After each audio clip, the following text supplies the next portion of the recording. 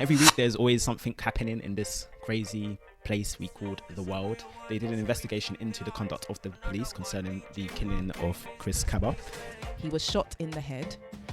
His Rolex that he had on at the time was removed from his person. Just being black is activism. Like that. Jefferson. Okay, why don't you agree with that? It's like, if everyone's an activist, then that kind of takes away the amount of energy and effort that is being put into those who are like actually activists. She's a quantum physicist, I think. She does quantum physics, and they recently made a Barbie doll out of her. And you don't normally see black women in those spaces. I grew up looking at Patrick Moore, hearing about quantum physics and the stars and all that kind of astrology and astronomy.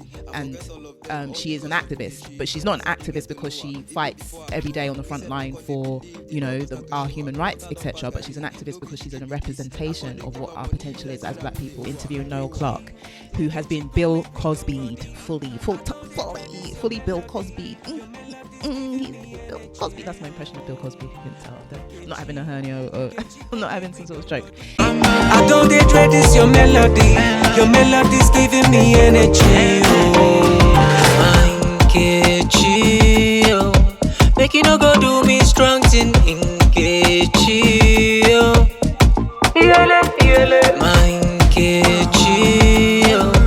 Make you no go do me strong thing in Kechi. She no be Child's Bunny, suppose waka with army. Once she puts call, I don't box her like Ali. She tell me say she dey travel go meet family. 2 seconds, she lap my guy for artillery. In case she don't dey play me, like say all here na Wembley. My account don't dey empty, she don't dey bill me steady. Maka why now? Because her baka heavy. Me self hot die, mo bono felly. Nkechi, come make we gun body. I don't dread this your melody. Your melody's giving me energy.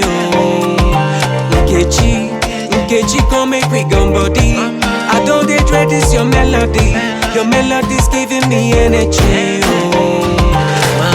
Nkechi, make you no go do me strong thing. Nkechi,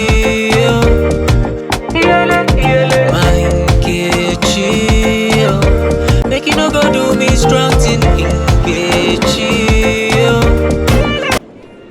Greetings and welcome to the Out of Noise podcast with your host Stella B. And Nat Nye. This is the podcast where we bring our piece To the mic.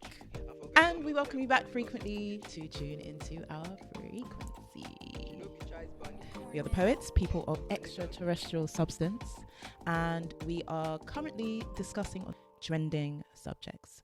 So we're finding out what's been happening in the week. Nat Nye? As there is with every day and every week, there's always something happening in this crazy place we called the world. We want to talk about Chris Kaba today, Thursday, the 30th of March. The news has come out that the entity that is responsible for that, I'm not with these acronyms. They throw acronyms in the news stories, right? And you have to look it up to actually know what the acronym stands for, so you know what you're talking about, right? So the IOPC, also known as the Independent Office of Police Conduct, they did an investigation into the conduct of the police concerning the killing of Chris Kaba, and they have come to the conclusion that they are going to refer his case to the Crown Prosecutor's Service. The Crown Prosecution Service. The Crown Prosecution Service has been referred to by the Independent Office of Police Conduct of the case. So what this means is that the Crown prosecutors, it's now in their hands to basically decide whether or not to prosecute the officer. So it's just another step towards getting some form of justice, but it's a long drawn out step, as we can see. And obviously the family are pushing towards the police officer being charged with homicide, with murder. But yeah, as it stands right now, it's just a referral to the Crown Prosecution Service for them to decide whether to prosecute the officer or not. So they'll do their own investigation and then decide as a result of that. Chris Kaba was murdered by the police in September of 2022, around the same week where the head of that monarch that they call the Queen died as well, and under very, let's say, dubious at the very least circumstances. He was shot in the head. His Rolex that he had on at the time was removed from his person. He was unarmed, and that has been confirmed, which is why they have taken it to the CPS, the Crown Prosecution Service, and escalated it after these many months. So his family, his cousin, is the kind of front advocate for getting the justice out there, getting the information out there about what's going on. He has been made an activist, and we were talking about this yesterday, weren't we? Tuesday, about Black people just walking, talking activists. Like, and there's like a spectrum, a scale that everybody's on, and like, so sorry dog does not sound happy. Very excited, maybe evil. Let's hope it's very excited. Yeah, so so basically the spectrum that we're all on, and it's from 0 to 1,000. Just being Black is activism. Like, that's just you, wherever you walk and talk, especially in the Western hemisphere. If you are a diaspora of African descent, you are not in your normal environment. I speak for myself, I speak for you. As Pan-Africanists, we miss the motherland. We were born and bred in the UK, and we're walking, talking activists automatically. Like, any work we produce as creators, as artists, is proof of our humanity. Okay, is a fight against the oppression of us as a people, of our Africanness. Is a statement that, look how brilliant we are. Like, we're constantly having to just be visible, like make ourselves visible and known and respected. And the spectrum of activism that we were talking about, you have some that are just completely in denial of their Blackness, and want to enter white spaces and kind of blend in and be one of the the whites in there in the room and just be like everyone else. But it's like, you can't scrub off your skin. You are a Black person. You cannot deny this. But they will go in there and they'll try and coon and buffoon and try and be like their white counterparts. But it always goes wrong, because you are a Black person, right? And so that's a separate point anyway. But Jefferson, okay, why don't you agree with that? I don't. We did talk about this, and I didn't really agree with it at the time, but I do hear where you're coming from. I don't think every Black person is an activist, and I feel like the Black people are forced to do certain things as a result of being Black or whatnot. But the reason why I'm like is because activism actually takes work, and living your day to day and going through oppression or in its various forms is not, and you responding to that or reacting to it, or in some case, the example you just gave, they're not actually they're actually helping the system. In fact, they're helping the system, and or they're helping by cooning or whatnot. They're helping the establishment. They're helping the status quo. So, and they're not. But even those who are just like silent or very mildly navigating their way, not trying to ruffle feathers or whatnot because they don't want to lose their job in those cases, I wouldn't classify them as activists, because activists sacrifice. Activists are the reason why things are not worse, and they don't get the credit for it either from the mass of our people. They're the ones who are, whether the media makes noise of it or not, are doing the works on a day-to-day basis, and the works are in various forms fighting for the empowerment of our people, whatever that means, or fighting in defense of our people, and being in and around people who are doing that and being involved in it ourselves. There is a distinction that has to be recognized between those people who are doing those kind of works and those who are not doing those kind of works. And that's why I'm like, I hear what you're saying, but at the same time, it's like, if everyone's an activist, then that kind of takes away the amount of energy and effort that is being put into those who are like actually activists. So it's semantic. So I'm saying it in the sense of I'm being metaphorical about it, in terms of just being Black just being born black, you immediately enter a paradigm that is about fighting a system that is built against you and fighting oppression and all those kind of things, just from being black, just from being born. Okay, so when you start to excel, when you enter Cambridge, when you go to the top schools or the top this or that and become a scientist, all that kind of stuff, like the scientist, I forget her name, I'm going to find her, but she's a quantum physicist, I think. She does quantum physics, and they recently made a Barbie doll out of her.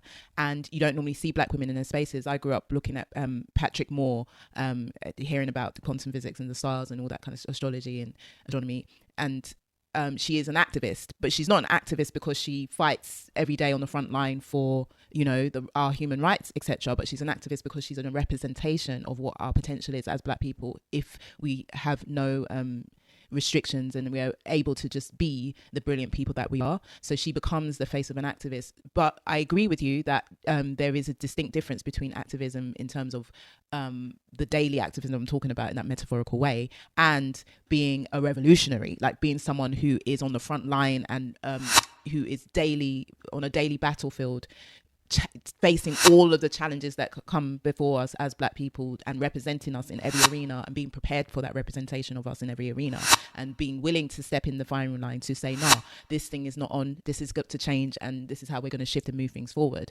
Absolutely, there's distinctions to be made. And in taking away and in bringing back the full meaning of activism, yes, you have to be activated, you have to be taking action, you have to knowingly be fighting for justice in specific realms of what you're trying to fix or change. So yes, I take that on board, and I'm not belittling by far our revolutionaries, our activists, our full-time fighters, freedom fighters, because they are on a whole different scale.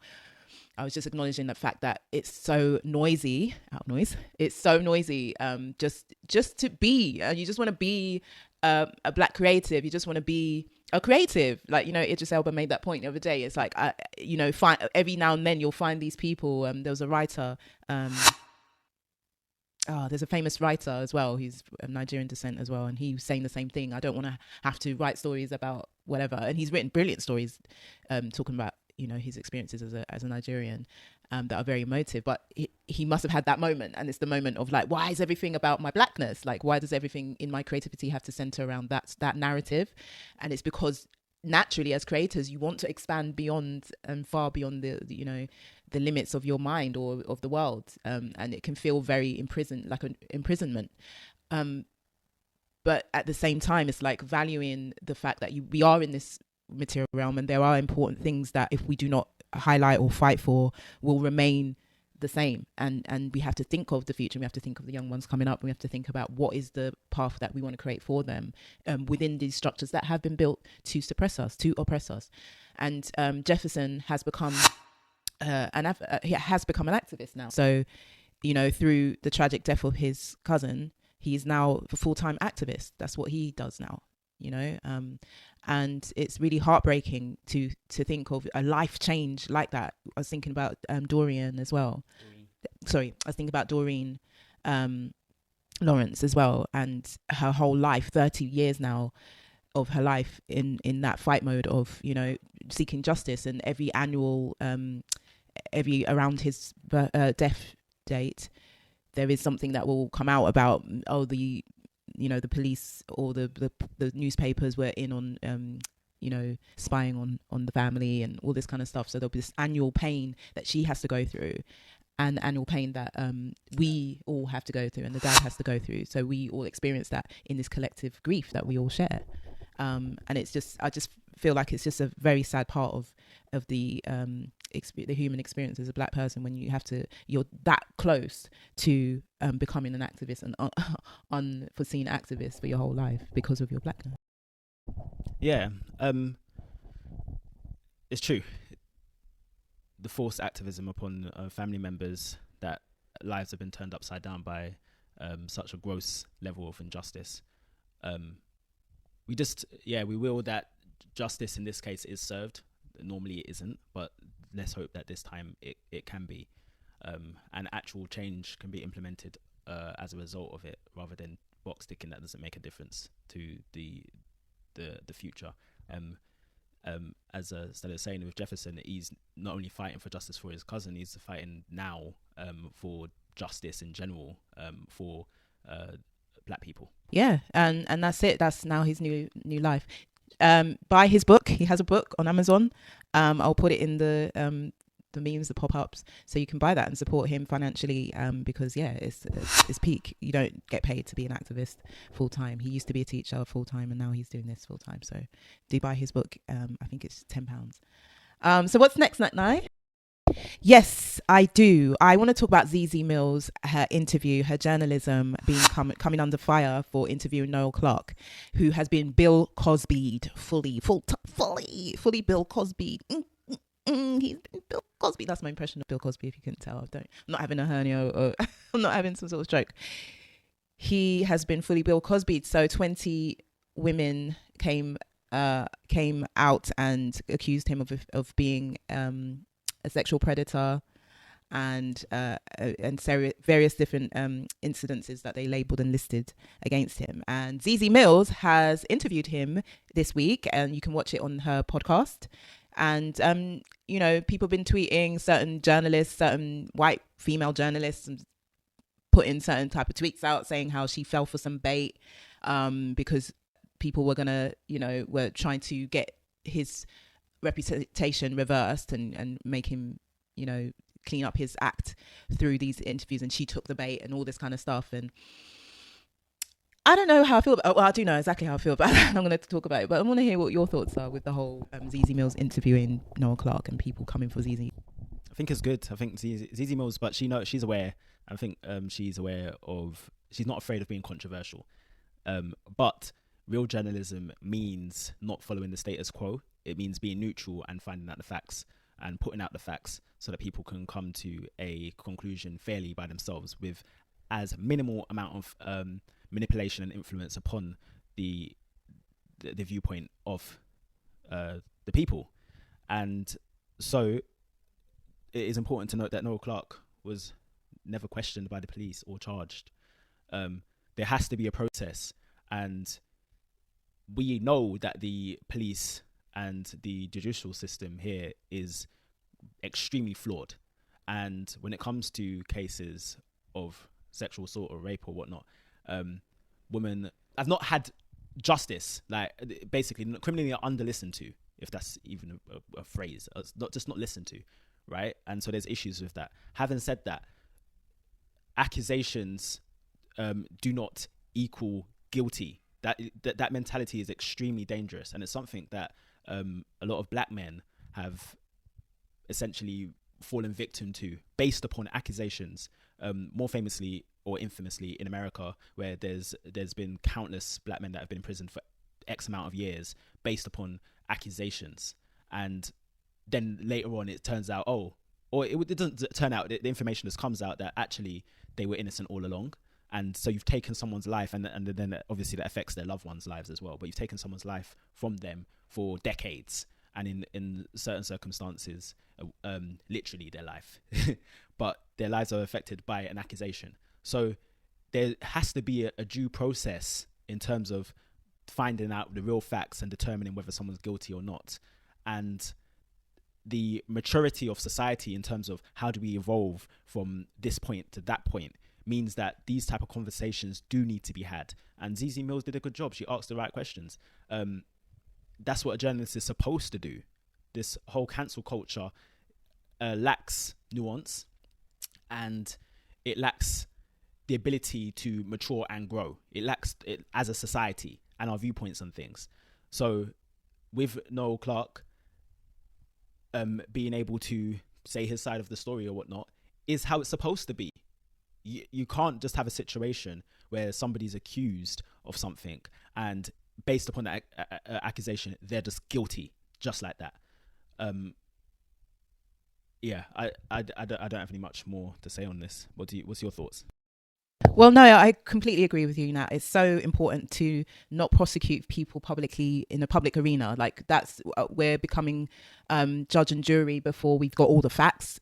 We're biased because obviously it's such a sensitive and important subject in terms of men who are sexual predators and women who have suffered from all of that for so long. But having a space, like you said, where people can talk about it and discuss, that is not just cancel culture and, oh man, she said this and that's it, she's over with, I'm not talking to her, I'm not doing this. Where are we going to learn from that? Like, where's the opportunity of understanding each other, and what is painfully wrong with society at the moment? Where are we going wrong with toxic masculinity? Why are the disparities between men and women so vast, even in 2023, when we should be learning from the past? Or we're living simultaneously in the same, like, nothing has moved forward really. We're just in this cycle, and it's because the opportunity for change and shift and growth isn't really being taken up. People are being attacked when they're trying to move towards those kind of spaces. ZZ Mill's being attacked for actually sitting down and talking to someone and hearing their side of the story when things weren't adding up. Like, when you watched, and people won't watch it. This is the problem. They won't watch it, but they'll want to comment on something they haven't watched, and that's a problem as well. So I mean, we did that the other day with Woman King, but we've watched it now. We've watched it, and we can comment really fairly and say it's brilliant. It's a really good film. But yeah, like, people will comment on, oh, ZZ Mills is doing this, that, and that. She's that, and then that white woman tweeting what she tweeted. Yes, she fell for the bait. She's just this, that, and that. She's not a real journalist. It's like, no, you're not a real journalist, because have you thought about sitting down with Noah Clarke and getting his side of the story? Like, isn't that what it's really journalism is about? Getting both sides of the story. And also, the fact is, what was revealed within the interview is that he wasn't actually arrested ever once. Like, there was no police involved in the whole thing. This was trial by public arena. This is the new world that we're shaping for ourselves if we're not careful, where Twitter and all these entities like Instagram or wherever, TikTok, can shape what is actually going to happen to an individual if they act out of line, if they're not with the order of what the main governing force wants you to do. So if you're speaking freely and they want you to speak in a certain type of way, but you're not doing that, then they can come for you and they can accuse you of all sorts, and they can put you in the public arena, and then everyone hashtag cancel, and then that's it. Your reputation is destroyed, because why? You're speaking in a different type of tone to what they actually want you to put out. It's an issue. So big up to ZZ Mills, in my opinion. Well done. You did good. Respect to her. Like you said, she's always been controversial, so it suited her to a T. She gave space to someone to speak and give his side of the story. That's it. Well done, ZZ, and keep going, and don't ever change your ways, because I don't mean don't ever change your ways. If you do wrong, you do wrong. But she more or less, she'll say when she's done wrong. She admits her faults and stuff like that, and I think that's the type of way to be in journalism. So big up, ZZ. Big up ZZ Mills. Next topic. Just literally seen something now. You're not going to believe this. Look. So I was looking up the scientist, because I wanted to try and find this black scientist. She's a female space scientist. Her name is Maggie Adarin Pocock, right? She's been made into a Barbie recently, which is pretty cool. But as I was looking that up, I discovered that, look at that. An ultra massive black hole discovered by UK astronomers. It is 33 billion times the mass of the sun. It was discovered a day ago. Completely didn't come on my radar for trending subjects, and these are the kind of things that I'm into. But yeah, geek. But yeah, what? That's crazy. What's going on? Is this the thing that they're preparing everyone for and getting everyone's phones emergency ready? If you don't know, you might have seen the thing going around on WhatsApp where if the government, well, they're going to test it in April, and but most people are turning it off. But if there is some sort of world emergency or countrywide emergency, it's going to alert on your phone and send an alarm. So they're testing it in April. But I feel like this is gearing up for something. I just want to do some Muay Thai. Yeah, we need some Muay Thai. But yeah, that's interesting. We just need to look into that. This world this universe is incredible. It's so beyond, like, most of us don't even think about it really and truly. But it is so vast and so huge. And these discoveries or whatnot, it makes you feel like it's something new. But us finding it is the new part. It's always been there. It's just that we didn't know it was there, right? And there's the limitation upon our access to knowledge. So, I mean, by knowledge, I'm differentiating knowledge from information. There's access to information, but the quality of that information is very limited. And so our understanding of this very world we're in fact, is very, very limited. And our understanding of the universe, of course, is even less. Yeah, and it's actually really beautiful to think about. I love astronomy and astrology, because it's the infinite possibilities of it. So when I think of black holes, I think of them as portals, and the one film that started that kind of thought process, there's been many, was Interstellar, where they have to journey through the black hole, and it's kind of like this kind of anticipation of where it's going to take, but it's actually a time portal in that movie, that concept. But you know, this is a huge, massive portal is how I'm seeing it, and yeah, something to tap into. But yeah, so we have been the poets, the people of Extraterrestrial Substance, is bringing you our weekly podcast. I hope you've enjoyed. If you did, please like and comment below. We have some apparel for you as well, so if you want to take a look at our Shopify, please do, and see what you can purchase for yourself, so you can wear one of our poets' tops. And if you like this episode, do buy us a coffee as well. We will look forward to bringing you more next week. Peace.